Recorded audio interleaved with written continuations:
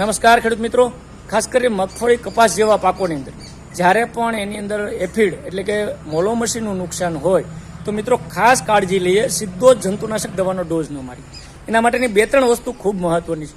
જે વિસ્તારોમાં જે મિત્રોએ કપાસ અને મગફળી વાવી એની આજુબાજુ જો મકાઈનું વાવેતર અથવા વચ્ચે મકાઈનું વાવેતર કરવામાં આવ્યું હોય અથવા કરેલું હોય તો એની અંદર ખાસ કરીને ડાળિયા, લેડીબર્ડ બીટલ, અહીંયા જે ફોટોગ્રાફ બતાવું છું આ પ્રકારના ડાળિયા આપણા મિત્ર કીટકો એની અંદર હોય છે.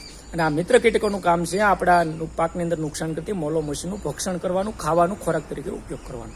તો કુદરતી રીતે આ નિયંત્રણ થતું હોય મગફળી અથવા કપાસના પાકની અંદર. પણ જો ઝેરી દવાના ડોઝ મારી આપણા પાકની અંદર અને એ જીવાતોને મારી નાખીએ તો આ ફાયદાકારક જીવાતો પણ મરે છે ને આપણે નુકસાન થતું હોય.